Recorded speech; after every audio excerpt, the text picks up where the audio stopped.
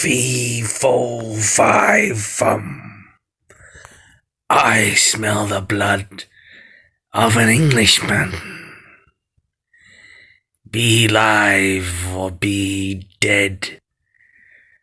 I'll grind his bones to make my bread. Come out, little Englishman. I've got a surprise for you.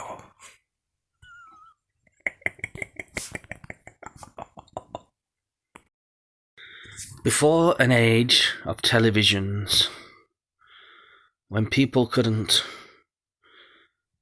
give you the Smithsonian Channel, which is run by the Illuminati anyway, at a time before public schools, and a time before television, they couldn't hide the facts from people, even the scum people, even the peasants. They had basic information about where God was above this picture, looking in to the snow globe. They had basic knowledge flat what to eat, what vegetables in what order to eat for bodily ease, for health, or for just peace of body. They knew basic things. They knew to be kind and whatever. They knew basic things. They didn't listen to the news or negative things. They were peasants, but at least they had a chance in life. Okay? Farmers and all that. Okay. So a lot of history is not remotely true. Not even remotely. As we can see from this warning that all mothers used to tell their children 200 years ago in England, watch out, be careful when you're in England, child. Watch out when you go to play. Make sure you don't play near any giants. Make sure you don't get eaten, kidnapped. Okay. God save and bless you. Watch out for Robin Hood. That's how it used to be in England. Used to be like that. Because guess what? There's plenty of giants literally roaming around England. Some of them were good. We know from first-hand accounts that a lot of giants were good and were useful to people our height. They were included in civilized society. Giants did many jobs for us. They built many of the buildings in Spain and Britain with the large stones were built by giants. And in Japan, they were good workers. We used them. We paid them money. They were very kind, gentle giants. They did a lot of construction work for us. It's just the odd few bad giants gave giants as a whole a bad name. There were some giants that were bad, just like you can get small people that are 5 and 6 and 7 foot tall that are bad people. There were some giants that were bad, that liked to eat people. In Italy, there's a famous painting of a giant eating a lady. Yes, there were giants in Italy. The giants who lived in... I'm going to make another episode just on the giants who lived in Spain. Because as we know, the giants in Spain were very peaceful. They lived and they built Valencia. They helped build. They were very peaceful giants. But we're talking about the naughty bad giants that stole people's cows, and some giants, they ran 15 and 20 foot tall giants. They used to run through the fields of England with their big feet crashing down on the grass and on the floor. They used to go into a paddock, pick up 1 or 2 cows under their arm, scoop up a few other animals and some bales of hay in the other hand, get a sack and scoop up something, and the women, folks, dressed in old-fashioned clothing, and children and that used to be scared for their lives, because they did not mind. It was mainly the British. It was the British giants that were the worst ones. That's a fact. Everybody knows that. If you know anything about basic real history, you'll know 200 years ago that it was the English British giants that were the most notorious bad ones, cannibals, really bad ones. If you know anything about basic history, you'll know that the Spanish giants were very peaceful. They lived in Spain, Andalusia, very normally, not an issue. But if you know anything about basic history, you'll know that 200 years ago, and less than that, it was the British giants in England who were very savage. Very savage. And that was the reason why the kings and queens of England, Britain, and Queen Victoria, that's why she had them taken away and deported on helicopters. Because when helicopters were invented, basically when any invention is invented,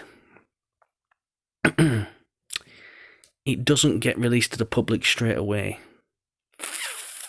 Now, what is a king and a queen? A king and a queen is someone from a specific bloodline, and there's more about that. But the fact of the matter is, whatever science tells you, it's a play on words. It's not true. It's usually not true, because science will tell you things like dinosaurs existed. Well, guess what? In my own excavations, as far as I've studied with my own hands, travelling around the world, as far as I've studied, dinosaurs never existed. That's just a lie by the people who want to trick you into making you think that the world is older than what it is. You see? The world's not very old. It is old, but who cares what age the Earth is? It's not that old. Some people say, oh, it's very important. It's very important. Guess what? To this day, there is no machinery, no apparatus, no magnetic device that can measure the age of a rock. So yes, geography is also rubbish. When they say, oh, this rock formation was built this way, and this rock formation, sedimentary rocks, this is how it happened, that's all lies as well. That's just their vain imaginings. To this day, there's no such device, there's no such machine, there's no such magnetic thing that can tell you how old a rock is. So when they say, oh, we've estimated this rock to be 1 million years old, it could be 5 years old. I'll give you an example. And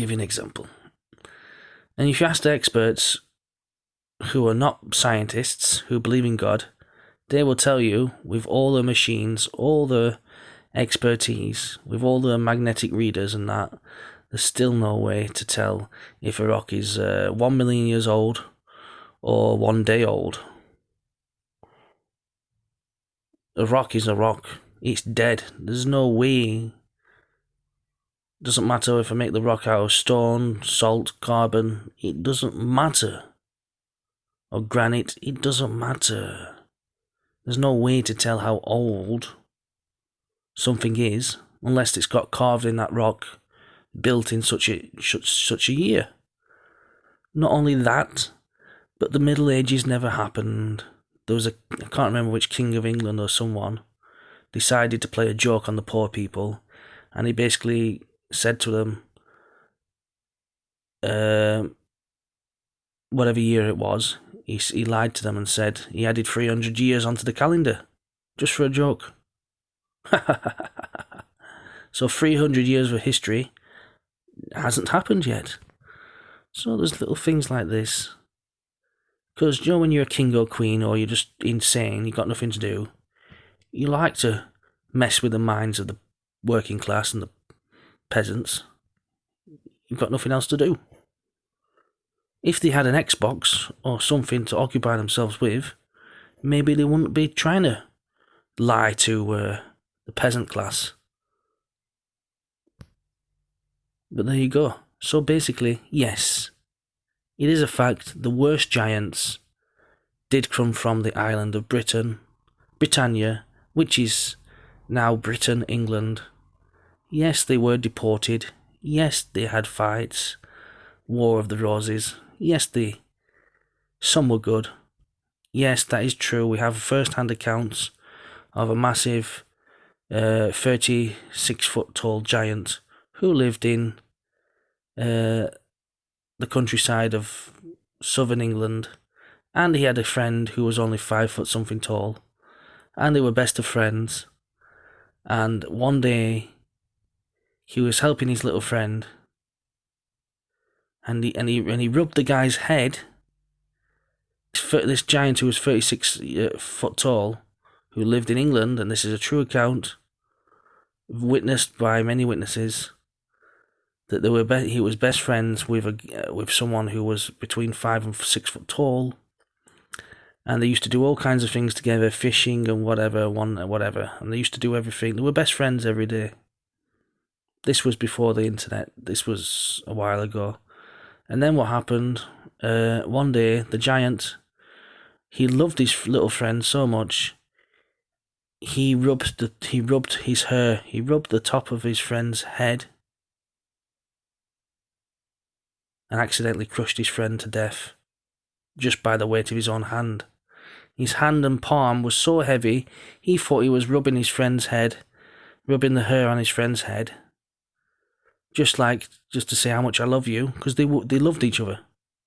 There was genuine love. For many years, they were best friends. He rubbed his little friend's head one day whilst they were fishing, and accidentally, just the weight of his arm, crushed his little friend by accident. And that giant cried and cried and cried for years. And he said to God, he looked upwards, because he knew God was bigger than any giant. He looked upwards, like in this picture you're looking at now. Outside of the snow globe is God. Sorry if you don't believe in God, but that's the facts. Yes, look at that picture now. Yes, God is looking in, looking down, looking through this glass dome onto Earth to see what's happening. God can see energy. Yes, he can see you. He can hear you. Ha ha ha ha. Look, next thing is this. The giant, he accidentally killed his friend, and he was so heartbroken because he killed his little friend, because his hand was too heavy, and he rubbed his... And he used to see his little friend every day and help him out. He used to carry him here and there and do all kinds of things. He used to help his little friend out for years. And then one day he was fishing, and he rested his hand on his little friend's head and rubbed the hair, rubbed the bush of his little friend's head. And by accident, because of the weight of his wrist and the weight of his hand and arm, he's accidentally crushed his little friend to death. And then for many years, he looked up to the sky, this giant, and cried and said, "Why, God? Why did you create these little people so feeble? You know, why? You know, he repented, he did everything he could, he cried to God, he said, I'm sorry for killing my little friend, it was an accident. I only rested my hand on him for a second, and I've accidentally crushed the guy to death. He was my best friend. You know, it was terrible, really. So, because there was a big disparity in the size difference, one guy was 36 foot tall, One guy was about 5'8". So there was a big disparity in the size difference. One guy was bigger than a few elephants, stacked on top of each other. Another guy was only 5'8". They were best friends. That was a true account that actually happened. And all the townspeople knew that they were best friends for many years. And it really broke the giant's heart, because he had a good heart. Because there are good giants that are sincere and very good. If you look at a lot of architecture around the world, and I don't mean these megaliths and monoliths and huge things, of course they were built by giants. I'm talking about normal construction work, elaborate detailed construction work in Valencia, in Britain. If you look at all the old buildings, period properties and buildings that were built in Britain, who have massive stones. And you might say, well, if a normal 6 foot tall builder, between 5 and 7 foot tall builder, uses normal size red bricks to build a house with, because he can lift them red bricks, then what about these other properties in and around London and other places that have huge, like giant, they're built out of giant bricks? And a normal builder would not be able to build a house with them size bricks. And you must be joking. It's because giants and people did live together. If you look at all the churches, just look. I'm going to show you a picture. Not now. I'll have to show it you next time. Next episode, I might do it. I'll show you a picture of all the doors, church doors. If you've ever been to Spain, Andalusia, look at all the doors. Look at all the doors on all the churches. Churches are some of the oldest buildings there are. And every single church has 2 doors. Every single church in Spain, most of them have 2 doors. All the oldest churches that are over 300 years old, they all have 2 doors. One door is 6 foot tall, maybe 7 foot tall. The other door is always about 15, 16 foot tall. Now ask yourself, question. Okay, how the brain works is this.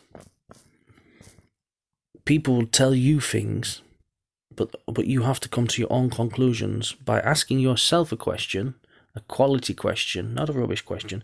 Ask yourself a quality question and give yourself a quality answer that makes sense. Don't focus on the problem. Someone said to me, look,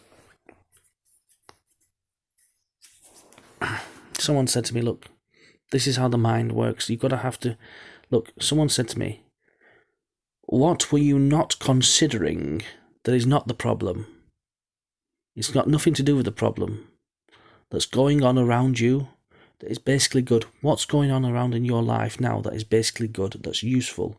What is changing in the way that you want it to?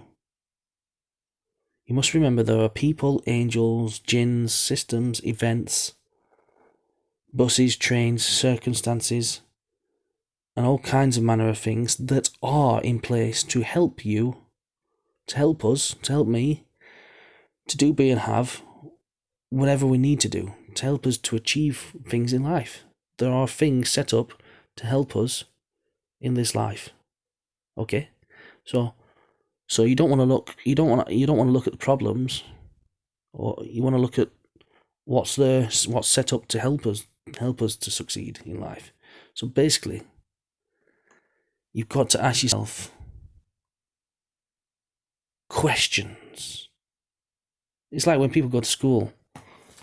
They go to school in the days, many hundreds of years ago, before schools existed. People used to go on expeditions and listen to the elders and so on and so forth. And they used to travel around the world and get an education that way. They used to get an education by doing stuff.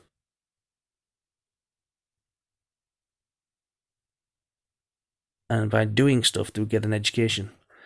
Then, of course, the Illuminati came around and said, we don't want people to have an education, so we'll put them in As soon as they're born, we'll put them in this matrix chamber of 4 walls, and we'll teach them stuff that they can't see. It's called school. So basically, what am I saying? Look at any old building in Spain. If you've gone to Spain, I've been to Spain for many, many, many years. I've travelled on a train from Barcelona all the way down to Valencia, down to Alicante, beyond to what's that place called?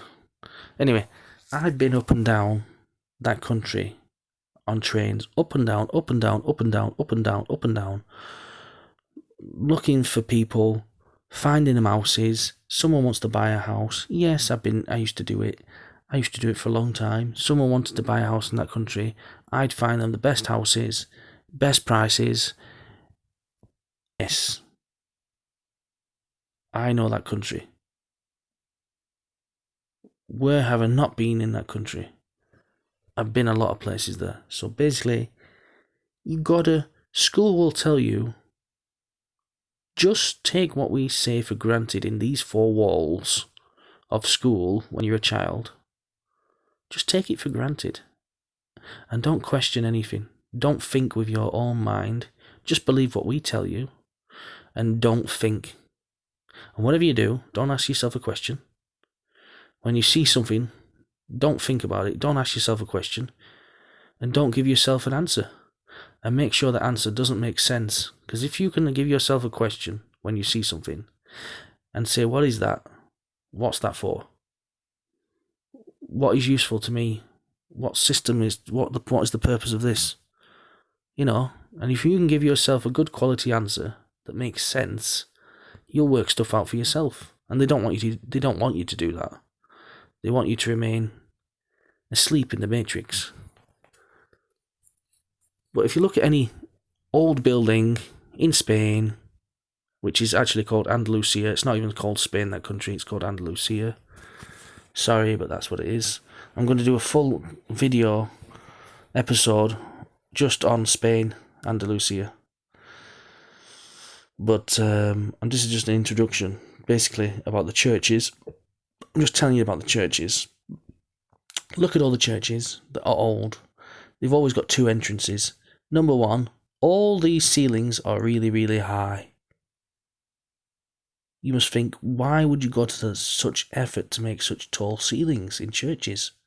Number 1. Number 2, all churches in Spain, Andalusia, they have 2 doors. One door is about 6-7 foot tall. The other door is always 14, 15, 16 foot tall. Always, these are entrance doors to the church. Why? I don't want to answer that question for you. Because if I answer that question for you,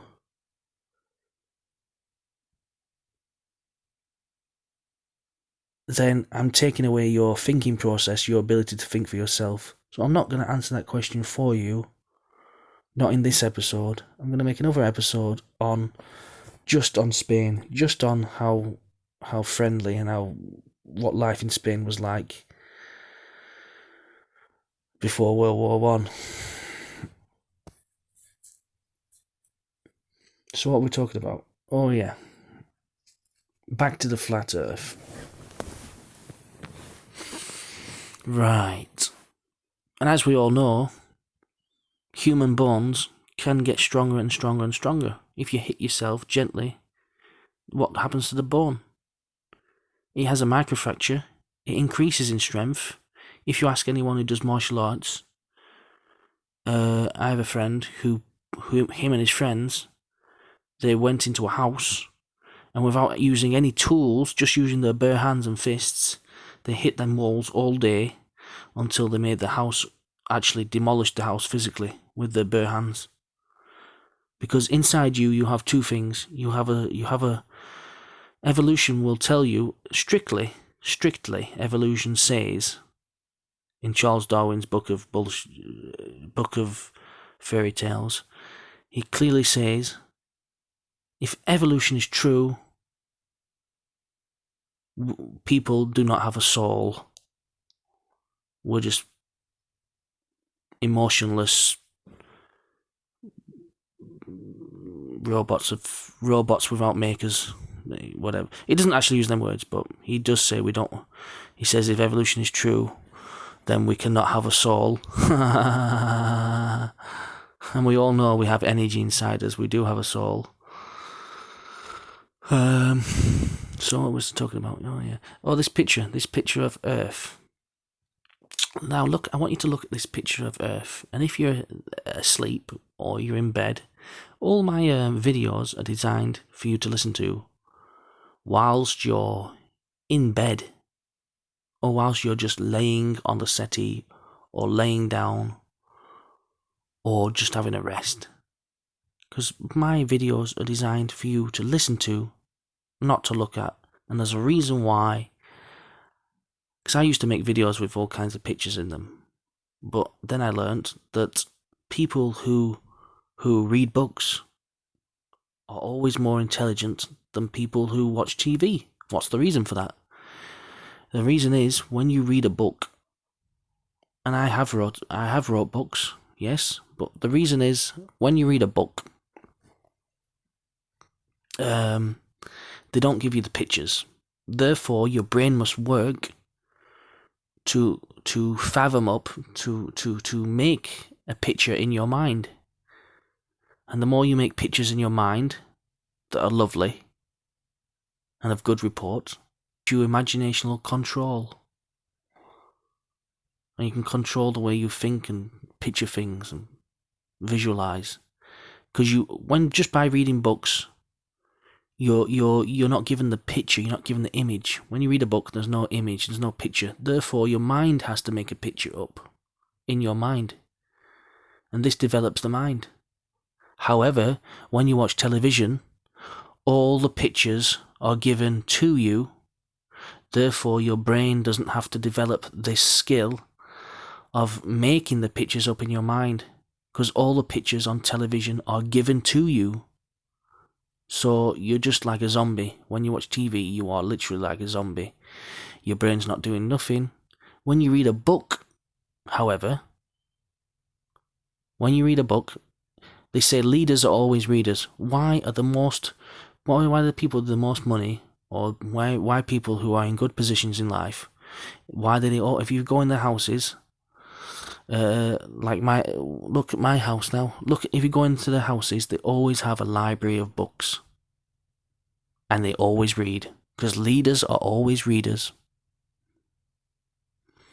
Poor people don't read books. People who don't know what they're doing in life, they don't read books. Books are very different from television. I love watching television. I love watching old movies. Yes. As I've said, a lot of movies which are sci-fi or fiction, which claim to be not true, or actually have a lot of truth in them, and a lot of movies which claim to be based on reality are anything but that. Because as the Illuminati saying goes, we hide the truth in plain sight. So that means they put a lot of things which are true in movies. But they say, oh, it's just a movie. It's not, it never happened. But it did happen. Look at the movie Highlander. That's a fact. That's a documentary, that movie Highlander. So many movies just documentaries. They're not made up. But you think, oh, this is just made up. Because they hide the truth in plain sight. Also, they like by saying, oh, some movie is non-fiction. It actually happened or this is reality, when it's nothing like reality. Because they just want to confuse your minds, keep you lost, wandering around, because they don't want you to achieve. They don't really want you to achieve in life. Because they don't want you to overthrow them, usurp them. They don't want you to take their place. They don't want the people to uprise and to they don't want the people to take back control of their countries and that. So they just keep you absolutely deluded. They want you to believe, they keep you believing that what is reality is fantasy, and what is fantasy is reality. They keep you mixed up. So you don't have a clue. And as we all know, celebrities and people and certain Freemasons, John Kelly, whatever, there are certain islands they go to have parties, which not only the normal public are not invited. If you're not a VIP, you're not even invited to that island. Not only that, that island is not even on your map. So there's no chance of you finding that island. So, and by the way, yes, all of you who have been asking, is King Kong based on reality or fiction? I will have to say, for a scientific fact, we all know, those who have the evidence like me, we all know that yes, I will be the first to admit it. King Kong is based on reality.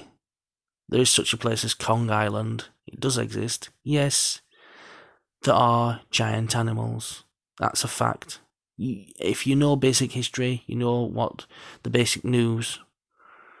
Keep up with this news channel, which I'm telling you, which I'm the presenter.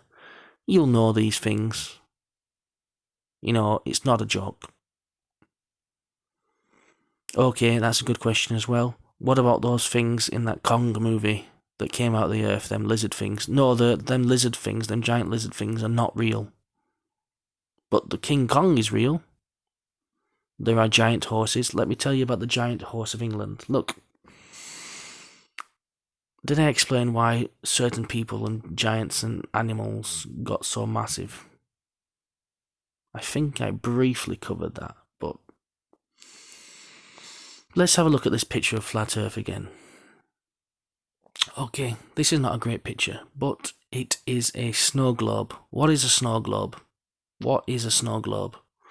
The question is, what is a snow globe? Because I'm explaining to you about the Earth that you live on and about life, and now we're going to explain to you how people learnt before school existed with 4 walls to keep little children in, to keep the minds of children locked up whilst they let children play football on the fields. What is, well, not locked up, but, you know, messed up. So what is, why am I pardoned? So what is this picture? This picture is called a snow globe. So basically, 200 years ago, even before World War One, even my nana, even, you know, all people throughout history, they gave snow globes to their children to explain to them what this planet Earth looked like, what Earth looks like, and they always depicted it with a glass dome. If you look at the pictures of the glass dome, there's the sun and the moon, or inside the glass dome, and the Earth is pretty much flat, with some islands and a bit of mountains sticking out. And I think you see them pictures there on the picture. They are boats on the sea. Well, I think they look like boats on the sea, yeah, or something, or clouds or something. No, I think they look like, anyway, boats do go on the sea. Yeah, the first person to ever invent a boat was Prophet Noah. Before Prophet Noah, no one invented a boat. The first boat was invented by Prophet Noah. As we know, as the Bible says, Prophet Noah, he had the means and the knowledge and the technology and the knowledge about nature to live for 950 years. According to the Bible, he did literally live to 950 years. We've got that as a fact. And who says you can't? You know, it's only the elite who want you to not know things about Earth. They don't want you to know how to stay young. They don't want you to know how to stay happy. They don't know what. Do you know, a lot of the elite people, they're living for 300 years plus. Yes, they get nicknames like vampires and whatever, but guess what? They don't want the common people to know how to live healthily and happily to 300 or 500 years old. They want to keep that knowledge to themselves. They don't want you to know this knowledge. They just want you to live they just want you to work and be unemployed and then get a job and work full time and scrimp and save and not know anything and be trapped in some matrix and thinking you're free. You're like a cattle in a farm for them. But I'm here to tell you that you're somebody. You are somebody important. I'm here to tell you that. I'm here to tell you you are the next generation. You are this generation, not the next generation. You are this generation. You are the generation of change. Or they'll make you fear change, but we've got nothing to fear. Because we love change. Because change is always for our good. It's always for our benefit. Yes. Every Freemason believes in God. No, now you know why. Now you know why. Because they've all got this model. Because that's what they're taught. Because they're not taught lies like we're taught at school, evolution and science and fake history and fake rubbish and fake science, fake. They're not taught them things in their schools where they get educated. They're taught to help each other. They're taught to help each other and how to get help. They're taught how to think correctly, think positively. They would like to see the peasant class just fight each other. Oh, that would make them very happy. They'd have a good laugh. They don't want the peasant class to know this knowledge. Oh, they'll have a laugh at this video. Ha ha ha. So basically, yes, every child 200 years ago and for thousands of years, they were given by their parents a snow globe. A snow globe is this glass thing with a picture of the earth and some trees on it. A flat earth, sun and the moon, like the picture you're seeing now on the screen. And that was basically to show the children, this is the shape of the earth. And obviously, if you ever hold up a snow globe and you shake it and it looks like it's snowing, and you're very big, and you look into the snow globe through the glass and you can see the earth and everything and the trees and the houses in the snow globe. Well, guess what? There is something outside of Earth, infinitely bigger than Earth, that looks in through that glass dome. Yes, God is looking down through the glass dome. He's looking at you right now. But only if you know the correct sayings of how to trust, or the correct sayings of positive sayings of trust and that, will you get the help of God. So God save and bless us. Yeah, so basically, yeah, now you know. Now you know why churches have them tall doors on them. Because, yeah, now you know why each time you go to Valencia, you go to London, you go to any city, Edinburgh, and you see the old buildings, and you say, oh, these are not normal sized bricks that these are built from, these are quite big bricks. Well, a normal person couldn't have built a building this with bricks that big, not by hand. Well, now you know. Now you know. People and giants usually did, in most cases, live in harmony. Obviously, the British giants were evil. And that's why the kings and queens of Britain made castles, because they knew that dinosaurs didn't exist, but they knew that giants existed, and they were bad giants, so they had to make castles to keep themselves safe. And yes, when they invented helicopters, they deported giants. There's